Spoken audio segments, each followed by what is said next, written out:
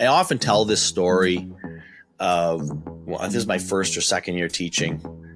And I had a kid in my class who she just never smiled. I just wanted kids to smile and enjoy being there. And so that notion evolved over time, and I began to, kind of wrap it around this idea of joy.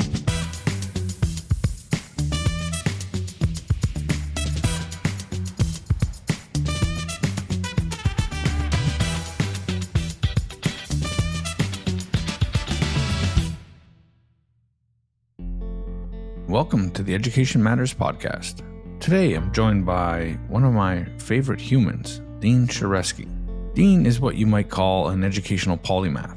He's had many different roles in education. He's formerly an elementary school teacher, district administrator who supervised tech adoptions and implementations.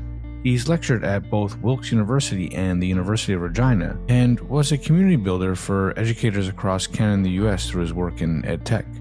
He's also an author whose wonderful book titled Building a Culture of Joy, How Educators Can Bring Joy to the Classroom Each Day is, in my opinion, a must-read for all educators, especially those that feel burnout creeping in.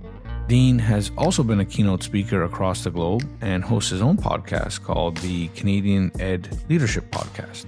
On top of all of this, he's an extremely proud grandparent, and his perspective on childhood and education is really deeply shaped by a belief in preserving the wonder of growing up. And if you follow him on social media, you'll be treated to his often delightful takes on sports, family, in addition to learning and education. So I'm truly grateful to have Dean on the show. For me, Dean has been my guide through K-12 education for nearly a decade. Together, we've traveled across provinces, states, districts of all size from a variety of socioeconomic backgrounds, all really in the name of supporting digital implementations and helping build teacher capacity and community. So having him as one of my guests feels not only important, but really meaningful. For those of you who already are fans of Dean Shareski, and I know there are many of you, there are a few surprises in today's conversation, especially when it comes to his formative years in Morton, Manitoba. But what always stands out with Dean is his humor, humility, candor, and curiosity. All qualities that make him a beloved figure in education, in particular in Canada, which does not really adopt or like education gurus. Something that I feel is very Canadian, but this is probably a conversation for another day. In today's conversation, we discuss topics that include why fostering community and empowering teachers to explore new ideas and technologies is vital in classrooms.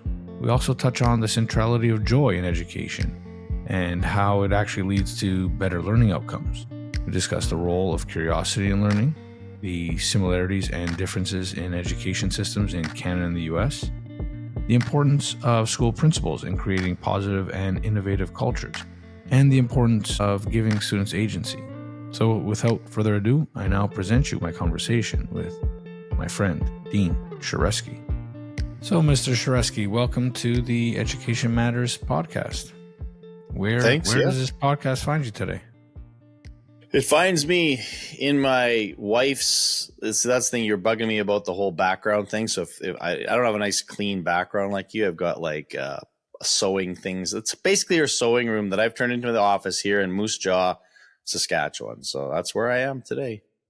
I feel that's very reflective of how eclectic the Shareskis are. So it's got nice patterns in the end. Yeah. Okay, Dean. So I would have given you a proper intro here as to why you're on the podcast, why I find you to be one of the interesting folks in the education space across North America. But can you give the audience a brief overview about you and the work you do? Well, I am a 30 plus. I haven't counted for sure if it's 32 or 33 years in education. Everything from classroom teacher to district technology coordinator lead. And then the last 12 years, I have been really serving communities all across North America in a lot of different capacities. So everything from keynote speaking, written a couple books, and now working with advanced learning partnerships really around just supporting communities across Canada and the US in service of professional learning, whatever that may be. I mean, it's a lot of things that we do, a lot of stuff around generative AI, which I know we'll talk probably a little bit more about, but I sometimes feel like I'm a jack of all trades, master of none, and that I can do a lot of different things, and I don't sort of stay in one particular lane. I think there's some themes and things that we'll explore that I try to embed in all of my work, but a lot of different experiences and opportunities that I've had in the last little while that I feel very privileged to have had experience and I've been part of. Excellent. And I certainly want to dive into, again, a bit of the eclectic nature of your education experience, because I think the audience, I think broadly will be familiar with you and your work, but maybe not all the different wrinkles, shall we call them. So let's maybe start with giving folks a bit of a sense of your background. Where and when did you grow up? Well, I grew up in southern Manitoba in a small town called Morden, Manitoba, which is, to this day, I look back and think I can't even imagine a better place to have grown up and a better time. I think about, I'm on the cusp. Sometimes I'm a Gen Xer, sometimes I'm a baby boomer, depending on how those things go. But, grew up in, the 70s really is my kind of era of growing up. And small town Manitoba is pretty idyllic when I look back at that, really having the opportunity to just do a lot of things in a small enough town where you can participate in every activity that was there. Not as many activities and opportunities perhaps that exist in today's world, but certainly enough to kind of keep me busy and engaged, but also a healthy balance of free time and boredom that allows you to kind of, experience the world in maybe some different ways than our kids do today. So lots of sports. Sports was a focal point of growing up. Really, really diverse friends. I hung out with a lot of older kids for whatever reason. So I think sometimes about how that may have shaped me in some ways, but loving family, 2 older sisters. I was kind of an only child by the time I was 11. My sisters are 7 and 10 years older than I am. So I kind of have a little bit of that vibe some days, but it's just, I have nothing but fond memories of my childhood. Is there anything about your upbringing and maybe the way you played as a child that you wish children today could experience?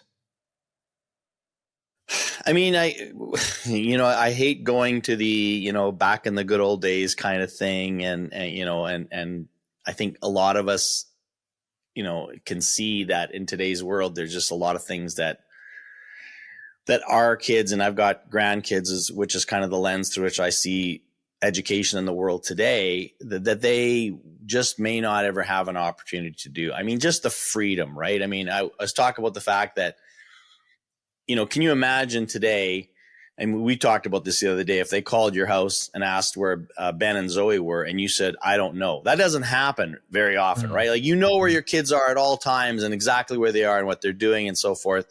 Well, people would call our house and say, is Dean there? And my mom wouldn't have a clue, or I don't know where he is. He should be home later, kind of, that's about all. So that freedom to sort of explore the world and just go where you wanted to go and get into a little bit of trouble sometimes. And we're so safety conscious and I understand that in some respects, but there's just something kind of wonderful about kids getting into a little bit of trouble, and making a few mistakes and figuring out together. I think about just playing hockey and baseball and football where there's no adults. You just showed up and there's a bunch of kids there and you figured out the game. And if there was a couple short, you made the adjustments, you just negotiated all those things. And it was wonderful. I played a lot of organized sports, but probably my fondest memories were the times where there was no adults around. We just played.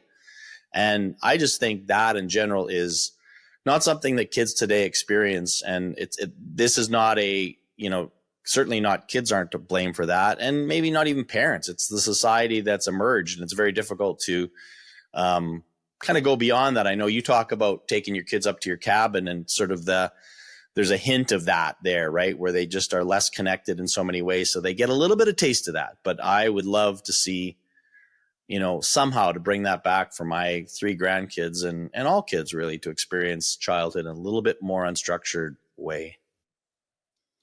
Yeah, I think you nailed the same kind of thing that I want to convey to my children and to those listening with theirs, is just to find ways to give them that sense of freedom.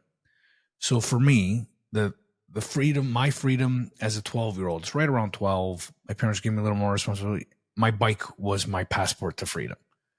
I got on my bike and went neighborhood to neighborhood to neighborhood, and I just remembered that feeling. So I think there are ways to do it. And you mentioned, a couple getting back out to nature and just kind of fighting your protective nature as a parent to let kids out and do it. Do you see any of those opportunities for your grandkids? Like, obviously your kids are also well educated, and they have a sense of the importance of these kind of things. Do you see them, having those opportunities? Well, I'm certainly the one in the family that's more apt to try those things with kids. So my oldest granddaughter, Harriet, she's 6. And she always wants, like, we'll go to the playground, which is maybe 3 or 4 blocks from their house. And she said, can I walk home by myself? And, if it were back in my day, of course, go by yourself. Like, there's no doubt. But I know, there's a little trepidation. So it's like, okay, you go walk and I'll stay a couple blocks behind you and sort of be there a little bit. But I mean, I try to do those things. And yet when I tell, my daughter what I did, she's like, oh, I don't know if she should be doing that. So I'm pushing the envelope to say, like, yeah, but they need to do that. And of course, when you go to what's the worst can happen? Well, they could get run over by a car. That's obviously a pretty bad scenario. And so thinking about any kind of a situation where they can have some independence, and the worst that can happen is probably not that bad. That's what I'm seeking. Yeah. So I look forward in, how can I give them more independence? How can I just kind of make them feel that freedom? But I got to say, it's difficult. And so any little opportunity for them to, go into the store by yourself and buy this thing or whatever it might be, I look for those opportunities and try to amplify them. And I mean, there's something intuitive that kids actually want to do that, but they are less apt. And that's the thing I'm encouraged by her. She wants to be independent. She wants to go, and explore some of these things herself. And yet I think lots of kids just are growing up into a very risk averse world and don't even think there's a possibility that they could have some independence, that they could hop on their bike and drive to a friend's house without, some tight supervision or calling ahead or whatever the parameters we put on these things now. So the opportunities are definitely fewer, but I try my best to capitalize on any chances I can get to give them that. Yeah. Well, and I like the way you kind of approach it. You're encouraging them to take a risk, but you're providing a sort of safety net that they're not even aware of. I think that's the best way to do it. You're providing them with the safety, but they got to not know it's there so they can fully experience that freedom. Well, and my favorite, the example that was so glaring to me is this is probably 4 years ago when Harriet was like 2. We'd go to the playground and we'd be there and I'd be there with her dad. And so she'd be climbing up some apparatus and she couldn't quite get there herself. So she's kind of stretching her leg and I'm just like, I'm right behind her, not touching her, but just there in case she falls. And she struggles and I might just give her a little bit of help, but kind of let her do it independently. She gets up there and she's excited. I go sit down. My son-in-law takes over. She's climbing up this thing and struggling. He picks her up and just puts her on top and kind of like, it's over. Like he's doing this from a perspective of safety and maybe just let's get on with it or like just get to the goal. Well, but no, you missed out on the struggle. Yeah, you missed out on like that was she felt so good that she was able to do it, even though she didn't quite do it by herself. But in her mind, it's like, yeah, I did this thing, and so I think that's kind of a microcosm of some of the differences in parenting and in our world today. Yeah, that might also be the difference between parenting and grandparenting. Like the parents sometimes are thinking, it's like, I don't have time. Like I know nothing bad would happen, but I've got 0 time for stitches today in the emergency room. Today I'm going to get home, make dinner, et cetera, et cetera. Okay, so that's great. But let's turn the focus, because I know you can speak about your grandkids and certainly provide us a lot of lessons, and maybe we come back to that. But tell me a little bit about your education. What aspects of your education stand out? I was one of those kids who, school was just a thing you did. I would never say I like school. I didn't hate school, but I didn't like school. It's just like, yeah, you go to school, it's fine. And I was a good student, so school was easy for me. It didn't have a lot of homework. I was thinking about that the other day. I'm sure when I was in high school, maybe I brought an essay home to work on or something of that nature, but it was not a big part of it. So I always kind of felt good about the fact that my homework wasn't really a thing for me. And again, I remember that I have a few teachers that I kind of remember in terms of they stood out for different reasons, some good, some bad. But it was fine. But I also think about the fact that, that was a time where schools kind of had an unwritten rule, if you will, and an agreement between home and school. Home is where you deal with all those personal, emotional, social kinds of things. School is for academics and content. And, if you've got behavior issues or issues with, social emotional learning, as we would call it today, that's a mom and dad job. That's not a school job.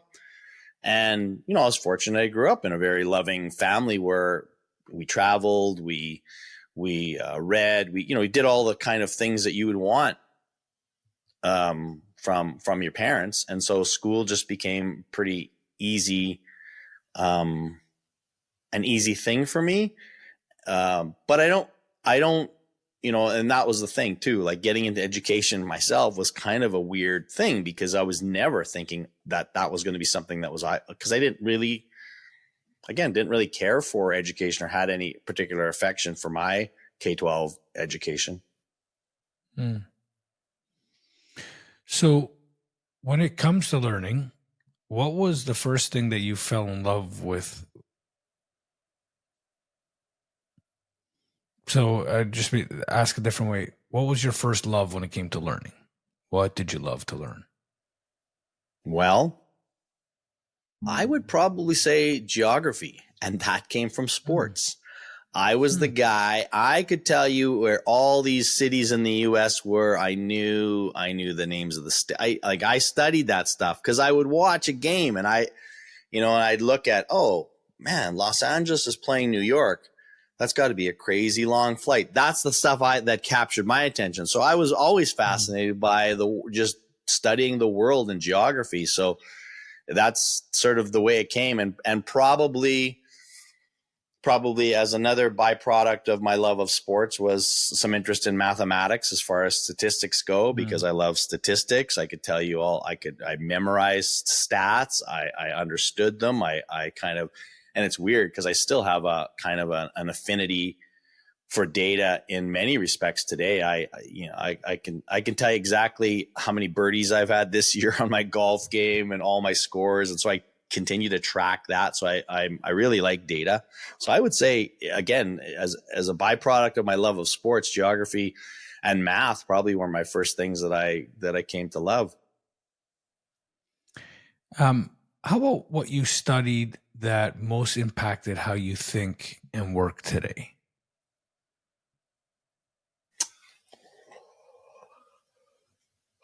Yeah, that's a good question. And I don't know if that's anything that I can pinpoint. Certainly in my, I don't know of anything that in my K-12 education or that I would say, well, that's been a big influence in kind of how I think today. I mean, I think just my overall upbringing and experiences and kind of belief about joy, which is another thing that emerged later on. That wasn't something that I could articulate or even knew, although it was certainly something that I certainly had all of my life. But I don't know that I can pinpoint something that has influenced my learning experience. Probably what I would say, if I can jump way ahead, excuse me, just get a drink of water. And now I'm going into probably 25 years ago, there was a keynote talk that a guy by the name of Dave Weinberger, who I believe Dave Weinberger is, he's either at Harvard or MIT, talking about the changing nature of information and really kind of capturing the idea that this digital world is different and we have to handle information differently because of it. That was I think, a seminal moment sort of in my transformation as an educator, for sure. So, in the work you've done really across North America and beyond, let's get into some of the things you've seen that I think our audience would benefit from.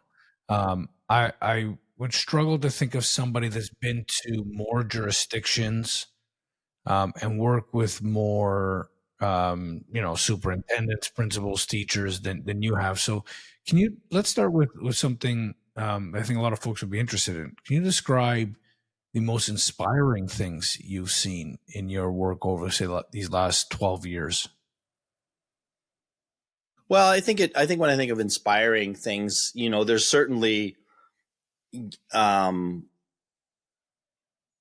innovations and or programs, initiatives that take place that are inspiring. But I think more about kind of the long term, like who's in it for the long game. So anybody can kind of, whether it's launching a robotics program of something of that nature that, kind of has some sexiness and appeal. I think more about inspiring, like who's kind of doing this and sticking with this in the long haul. And I think there's some obvious places that maybe some people would be familiar with. You think about a high-tech high in San Diego, and I had an opportunity to work with Caleb Rashad a little bit, who's one of the leaders in that organization. So super engaged and again, have been doing this for a number of years. So that's inspiring to see something that has that kind of traction. And then I think about, some of the other outstanding leaders, whether it's like Chris Kennedy or Dave Eberwein, Kevin Godden. I mean, I'm mentioning all British Columbia folks at this time, but then, there's other ones, John Malloy. And I think when I think about them, I think about, well, they're impacting culture in the long term. Like, they're trying to make a big difference. And I think, that raises, when you start pulling back from that and you begin to grasp the complexity of organizations, of schools and school districts, they are highly complex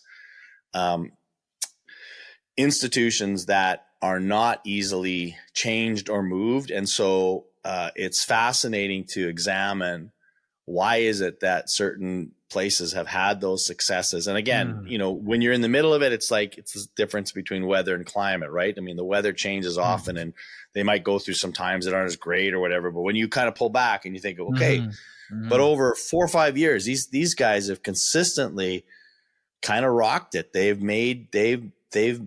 have a place where people want to go work there. And I think that's the real testament, right? Like, who wants to work there? Who wants to be a part of this place? And when people are pounding on the door, wanting to get in, wanting to be part of it, I think you've kind of proven your worth, that these are places where people want to go, people want to be.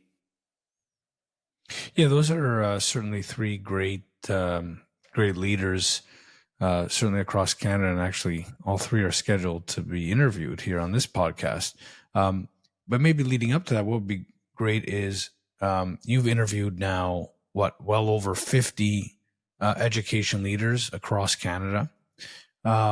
What are the qualities you most admire in really great ed leaders? Yeah, and I mean, I always kind of reference, when I talk about leadership, I always reference the book, The Nine Lies About Work, one of which is leadership is a thing, that not being a lie, according to Ashley Buckingham in his book. Because if you look at leaders in general across society and across history, there's no common trait to them. I mean, they there's charismatic leaders, there's quiet leaders, there's assertive leaders, so to pinpoint sort of characteristics is difficult. Now, that said, I probably would want to make the argument that in education, though, there are some through lines. And I think one of them is humility. And I think that's true because you are dealing with, not just human beings, but children, and the fact that like they're fragile, and you have to have, a degree of empathy, but also humility in being able to pause and say, well, boy, we've got to sort of adapt to the students that we have, and sort of, and just being open to creating cultures where you get to hear from a lot of different people. Like it's not a great industry to be really, kind of what we see in the business world, where somebody's just like just pounding ahead with one idea and one vision, because there are so many things. You're not just trying to accomplish one thing. You're trying to accomplish a myriad of things and trying to please a myriad of stakeholders. And so your ability to, bring with you great people to support you. And because I think there's examples of people that don't. Like, I don't need a lot of people, because if you're just trying to, win at business or at sports, whatever, I think you can be a little bit more sort of direct and sort of take on that role. But I think in education, it's really important that people they're humble, they're empathetic, and they're collaborative. I would probably put those three as the top qualities that I've seen, and are evident maybe in different ways, but exist in most of those top leaders that I've spoken with and have been around. So related to that, in your experience, what do the best classrooms look like, sound like, feel like? Well, I think there's certainly a sense of ownership from the students, right? They are in that place, and it is teacher and student who have created a community together. So that doesn't matter. It doesn't matter if you're talking about a kindergarten classroom or grade 12 classroom.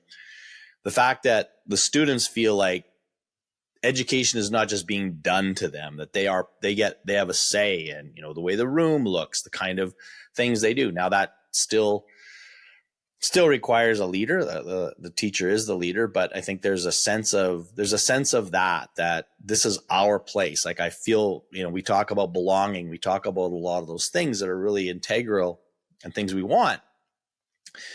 But we create that by inviting students into that process as early as possible, in terms of like, how do we want to operate? How do we want to be together? How are we going to manage this? And again, I think, part of my job description over the years has been community leader and building community. So that's something I really feel strongly about. And, when I try to make the parallel to the classroom, it is there. However, it's important to acknowledge that a classroom is a bit of a pseudo community, in that, most communities you choose to be a part of. I mean, these kids are sort of thrown together. These are the kids you have, whether they want to be there or not.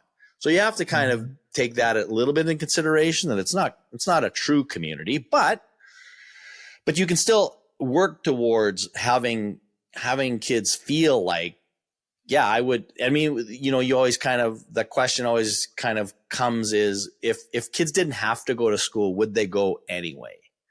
Which is always a great litmus test of, the sense of belonging and community that you've created. So in those classrooms that you say, what do I see the best things happening? That's what I feel like. I mean, and that can happen using a lot of technology. It can happen without technology, but just a sense of community and belonging, and that they feel like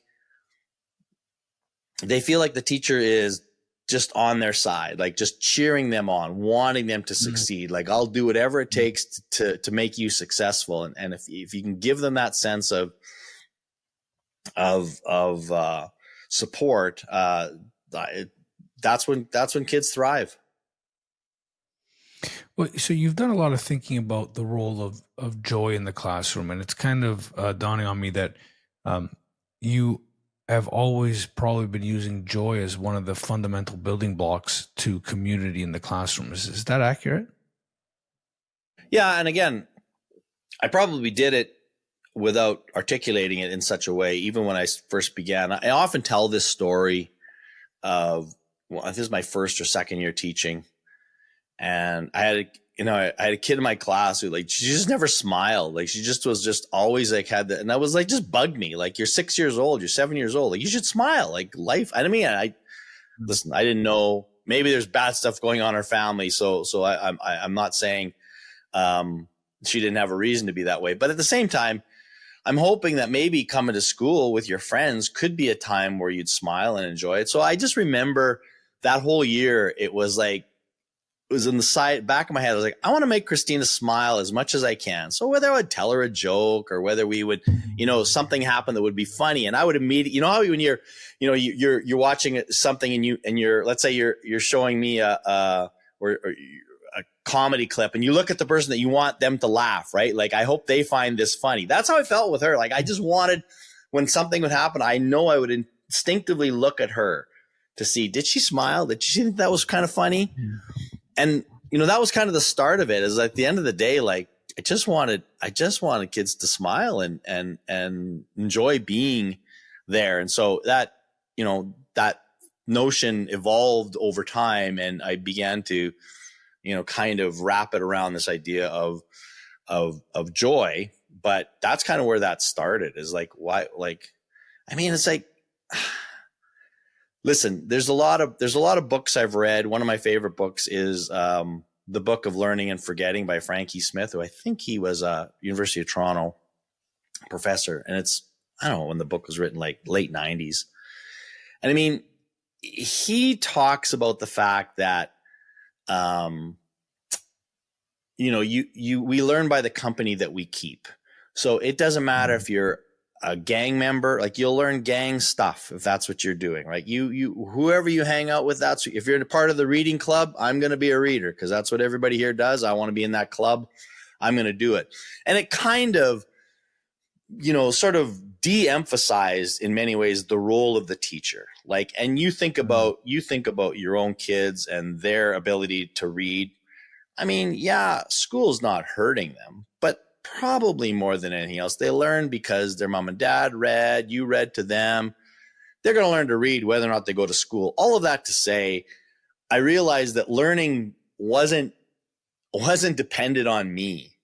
Like, kids will learn, like, whether or not they go to school or not. I mean, we've only had public education in our world for a couple hundred years at the most. And people weren't stupid before that.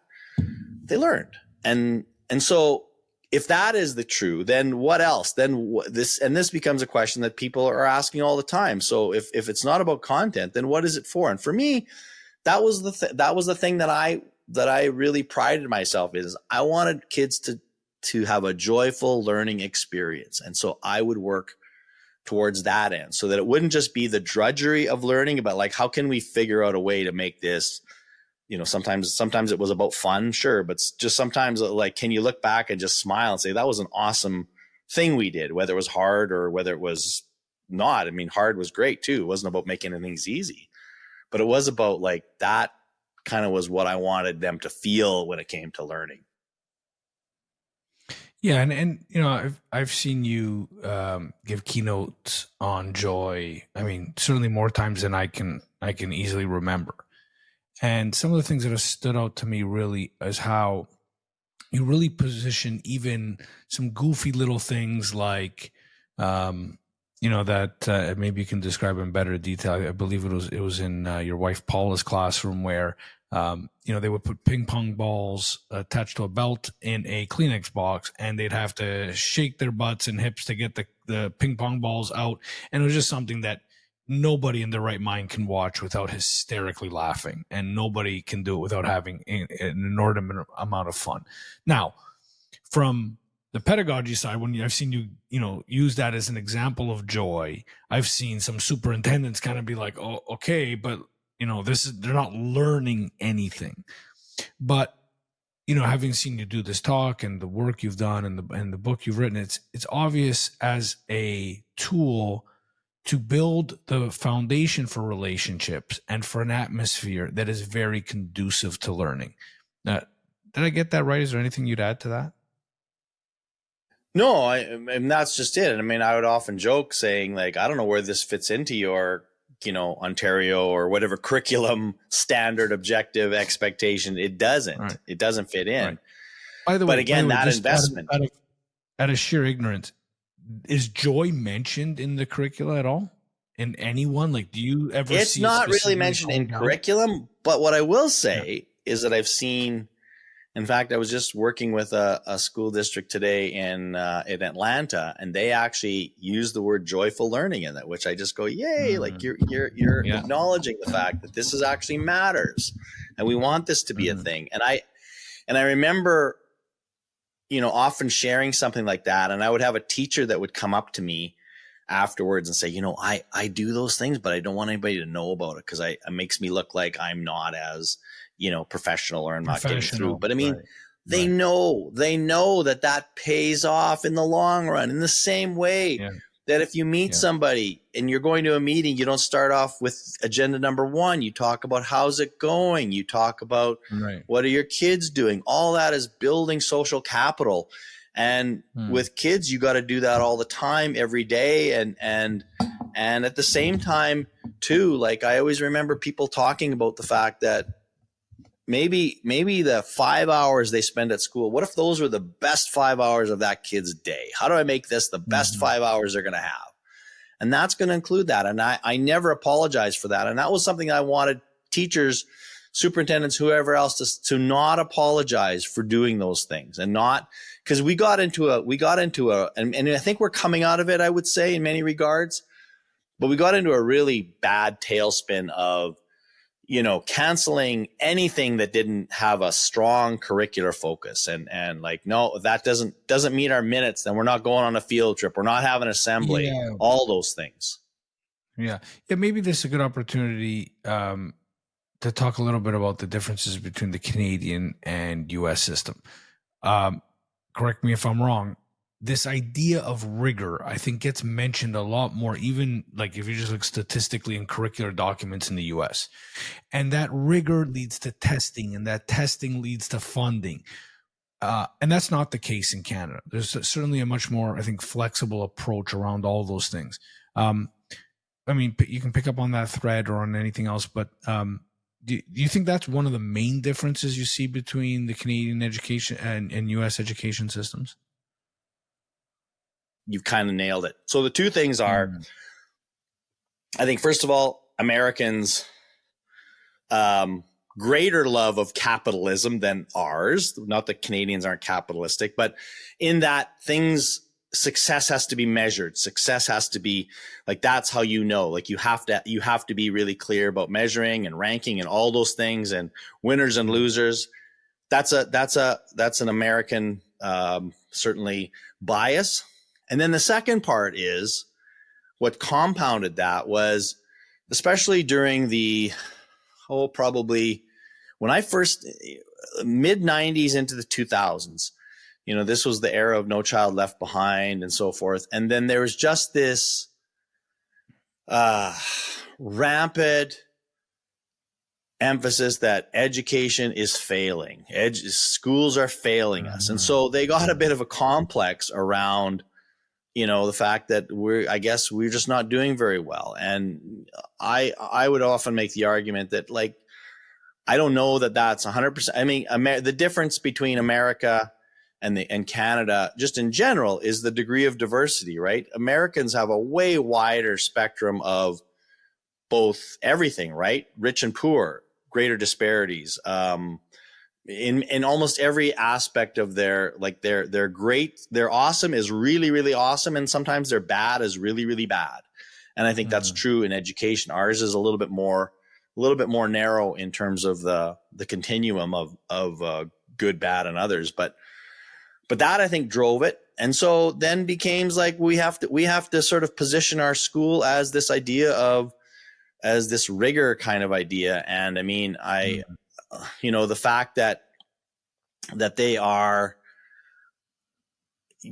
at very early ages, trying to prepare kids for career in college, like kindergartens and first graders talking about those things then. And it's like, gee whiz, slow it down. Like, can kids just be kids for a little while before they have to figure it out? But that said, I'm empathetic towards that. So I was in Southern Georgia last month, and I mean, it's high poverty, and outcomes and outlook is not great for some of those places. And so they are looking to schools to be ways to get kids out of poverty and get kids better outcomes in life. And so I understand it. I definitely understand it. But again, it's compounded. But I mean, yes, I would say that American education is very much that way. And that's not to say that Canadian education is so much better. It's different for sure. We've never really bought into testing as being the primary way we measure success. It is still there, and it's still a part of the system, but it's not the only way in which we measure success. And there's also a difference too. I think the STEM is always a really good differentiator. So STEM in the US always was positioned as, these are the jobs of the future. We got to teach kids about science, technology, engineering, and math. That's what we got to do, because this is their future.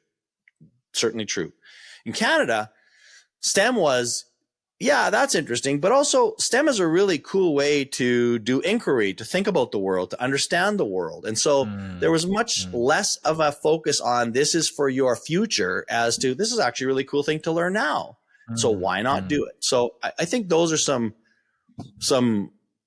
just differences of thinking.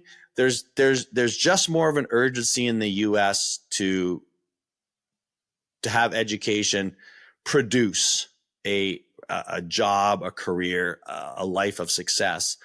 And in Canada, the emphasis is much more around, like, we want good citizens. Like, the job stuff, we'll worry about that. It's not that we ignore that or don't. I mean, there's lots of really, and I can give you examples of places that are doing really intentional work around providing kids opportunities for careers. So it's not that we don't do it, just that I think we have a little bit of a broader outcomes for kids beyond just getting them a job. Yeah, I mean, I would certainly say the approach to testing is very different, and that has, big macro level outcomes when you extend that out over millions of kids and dozens of years. I bet if there was a way to test how good test takers are, Americans score probably top in the world, because they just spend so much time taking actual tests. Like, you divert from the learning when you're spending that much time when you add it up, right? We also don't have SATs, and I know SATs could actually be we're probably started as a way to actually measure, somebody's performance. So things like race, class didn't come into it. But at the same time, over the years, that system has been co-opted by those with more means. And obviously we've seen all the scandals of, rich and famous kids getting into systems, or getting into universities not based on merit. Right. So that's one of the other things. The biggest differentiator, I would say, and you pointed to it, and the Canadian superintendent told me this a long time ago, that our floor is much higher than the US. So the basic fundamentals of the education system are much higher for the average Canadian child as they are to the US. Now, this is important for, I think, Canadian parents to understand, because I don't hear a lot of praise for the Canadian education system, but you and I that have worked in other jurisdictions kind of have a better sense of this than most folks, right? So, for example, all across the country, in every province, our teachers are paid a living wage. No teacher, unless they really want to, work second jobs, right? It's not like it is in the US and certain states where, the level of the educators is just different. So that's one piece. The other piece is how the actual per capita student funding happens, right? Anything you would want to add to that in terms of what you've seen and how it's played out across the two countries? Well, no, but just to add, even talking about salaries, again, that's a great example because the lows are crazy low in some places. And yet, there's places in like, whether it's outside of Chicago or Connecticut, some of these places where their salaries are significantly higher than, not significantly higher, but higher than some of our top, our salaries. And so again, I think that's a structure of the system.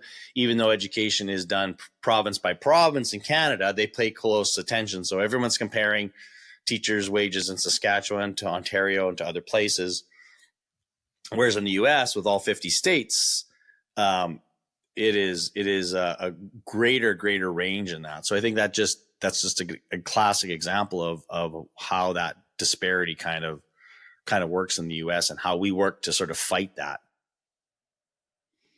So if I could turn your focus to give some advice to parents, right? We're spending a lot of time here talking about educators, the systems, a little bit of the difference between the American and Canadian systems at a very high level. I understand that. But can you kind of give the same high level overview for a parent about what are the most important things to understand about the education system as they help their kids navigate it? Well, I mean, you're battling between wanting your kid to be the best they can be, which is, that's honorable. That's the right thing to do. But also like getting caught up in the in the weeds of grading or whatever it is. So, like in the end, it just doesn't matter. Like, so right now we're supporting my wife's nephew, he's not a great student. And he's living with us right now, trying to finish his education. He's in grade 10 and, he passed everything. He's the kind of kid, like he's never, like his future is not probably in academia. It's not. He's going to be, hopefully get a great job in the trades or something like that, which is an awesome life to build. We're trying to say, like, you just need to develop some good habits, like, because those habits are the things that are going to serve you in the future. So just, whether it's just being on time, whatever those habits are, build those study habits. Yeah. And study habits. And because it's not about the courses you're taking, really. In the end of the day, colleges, even employers, they don't really care about that. So develop that for the sake of, those are skills that will serve you well forever. But don't get caught up in sort of the, and especially again, if I talk to parents that are privileged, like you, and like, I would say, like, your kids are fine. Like, your kids are involved in a lot of things outside of school that some would say, well, at some point that's going to take away from their schooling. It's fine. They'll do okay. That's not a problem. And so, if you're in a position to make those choices, to choose things like traveling over school, I do that. And if you're in a situation, again, if I'm talking to a parent that maybe doesn't have that kind of luxury, that whether it's through economics or maybe their kids just struggle in school, just help them to develop, like, focus on what are most important. And those are those kind of life skills. They may not show up in the grades. They may not be able to achieve well that way. But if they're the kind of kid who is, polite, can learn those skills and can do that, they will be successful. They might not have, be outstanding in their school career, but they will be successful. And listen, I think most teachers also understand that, although they're certainly going to advocate for, hey, I want your kid to do better. And if I'm a math teacher or whatever that might be, but in the end, I think they also realize, like, that's not really the most important thing, is this math class. The most important thing is, like, what kind of a human being are we helping to support and build? Yeah, what kind of citizen we want to build, I think, is a good question. So let me flip that question then. For teachers, what recommendation do you have for teachers? Well, when I think about teachers today, and I'm honestly very concerned, and I talk about this a lot, is the sustainability of the work that they're doing. And it is, In some cases, it is not sustainable. It's difficult. They're being asked to do a lot of things that is causing them to burn out and not want to be a part of it. And so if you're in that situation, I think about your only way out of that in most cases is to find a principal, starting a school with a principal who's very supportive of you, who you feel like you can work under. Because to me, that's the differentiator that I've seen, is that teachers who feel good about their job, who have success, have great leaders that are doing the hard work of taking things off their plate that they shouldn't have to deal with, supporting them when they are running into challenges. That is the critical thing right now. And so I say you got to be in a school where a principal supports you. Because if you have that, then I say, like, give yourself a little bit of a break. Don't feel that you have to do all the things all the time. Like, and the other part of it, and this is easy to say, but I also think, in the end, this will help you, is going back to what I said earlier on in our conversation about inviting students to be part of it. Recognize this is not your education, it's theirs. So continuing to invite them to be part of that. And that means for those children who seem resistant or not wanting to take your invitation, you got to keep finding ways to invite them back into the game. Like, here, maybe this will be and you know what? It's possible that in the end, you might not be able to win, and they might not ever take you up on your invitation. And so, the time they spend with you won't be as successful as it might have been. But that has to be a little bit on them, right? Like, your job is to create the invitation, but they have to take you up on that. They have to at some point take you up on that. And listen, I taught first grade, so that's a little different in terms of their abilities to recognize that. And I'm sure I know I made lots of mistakes. I wasn't necessarily the best teacher there ever was. So that's not what I'm saying. I'm just, in hindsight, that's what I should have been doing if I wasn't, right? Is continuing to find ways to invite them into the learning experience and create opportunities for them to find a space to do it. But it's got to be a bit of a shared experience. And as you get older with older students, there's certainly more ownership that they can take on in this thing. But it's their education. It's not yours. It's theirs. And you're just there to provide the opportunities for them to succeed. But they have to accept your invitation. So this next question is a bit of a two-part question. I want you to envision education 50 years out from now. What are the really positive things you see? And then the other side to that, what are the things that concern you? And again, I know this is going to be imperfect science. We're forecasting 50 years, and I wouldn't have been able to predict the last 3.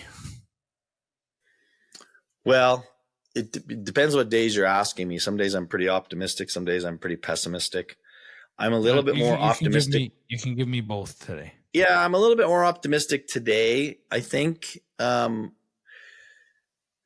because I'm seeing people acknowledge and recognize the role of humanity in education. We're starting to recognize that school isn't really a place just to get content. We've been having this conversation for 20 plus years. The internet really began to push this. I mean, this was kind of always the thing before, but access to information made it start that conversation that, wait a minute, school can't just be about learning stuff. It has to be more than that. We're still sort of sorting out what exactly that means as far as the human experience and what roles we want. And I think generative AI is now pushing that to the next level of that just says, we not only do we need humans as part, but we want humans as part of it, that we desire that. That's a preferred method. And I think COVID's pointed that out so clearly that, we want teachers. We want to have that relationship with students and teachers. So I think the future is going to be more about that kind of a mentoring kind of experience. And so really continuing to shift the role of instructor to facilitator to actual mentor. I think that will be the role. And that's what I see in the positive, is that role shifting. I also think potentially what could be good is just greater flexibility in what school is. I mean, we've very much confined school to a pretty rigid structure of grades, of structure of time and place, all those things that are very fixed. I think those things will begin to, in 50 years, I hope kind of broke down even more so that, learning doesn't take place. I think going back to the idea of teachers as mentors, I think we sort of know that maturation of kids we know that the brain doesn't fully develop till the kids are actually in their 20s. So I hope this doesn't push us to, have more and more kids. Well, I know enough stuff now, I can go out in the world and be successful, because I don't think that ends well. So I think we'll have to be careful of that. I think the other thing that we'll have to be careful of, the ugly part of this, is that increased divide, right? So the haves and the have-nots is going to get even greater. So the kids of means, the kids that have opportunities, will potentially accelerate even farther. And so the disparities between whether it's rich and poor or whatever the criteria is could get worse, because technology will accelerate a lot of these negative things. And so we're kind of in a bit of a important time right now as we begin to map out more clearly how we think these new technologies ought to be used and in what ways. So I think we have to be very thoughtful in the way we're approaching them, because it could end badly. And there's days where I think it might end badly. But that's, I think when I think about the future, that's kind of where my hope is right now, is that people are going to start to really lean into those relationships and see the value in that, is that having a caring, trusting, smart adult as part of your child's life is very invaluable. I mean, we know that with whether it's coaches or other community members, friends that you have, like you value that as much as you do anything, that your kids know adults who care about them and can teach them and can be a part of their lives. I think beautifully put. So with that, what podcast, book, video, movie, album would you recommend? I know you always have several on the go and lined up, and are recommending a ton to me. So what's something that you've been into lately? Well, I just started a new book, and I don't know where it's going to go. And it's one of these ones where every once in a while, I don't know, it's hard to go into, like, I always used to think it happened occasionally back in the day where, like, I'd pick a movie and I'd go to, and I knew nothing about the movie. I saw the title and the poster, and that was it. And it was kind of a fun, surprise. So I started reading a book, and I'm about 5 chapters in. It's called The 5 Wishes of Mr. Murray McBride. And it's about a 100-year-old man who makes a difference in 2 people's lives. And that's about all I know right now. I'm kind of just following his journey. Interesting, as my dad is 92 and still, very, very active. Kind of reminds me a lot of this guy who's 100 in the book. So that was because that was the first thing I thought of to do, but there's lots more. Certainly appreciate what else any could I shout give out to Elmo Shareski, one of my favorite humans. Yeah, I'm just going through my podcast. I mean, of course, I could give you hours and hours of golf related podcasts, but that may not be what people are looking at for today. I listen. I always I plug it because I think it's always got something there that everybody will like, and that is 99% Invisible is a podcast that always kind of, and I'm always fascinated by that, because it's a bit of a, always the behind the scenes thing, right? Or like, what's the obvious thing that you see every day, but there's this invisible thing going on behind it that you don't understand. And I think that's a theme that I love, whether it's in sports or everything else. That's like, we see things very, on a surface level, but know that, wait, there's got to be more to it than that. There's more to the story than that. And so any kind of theme that gives me a, sort of an inside baseball, behind the scenes look at things always fascinates me, even if it's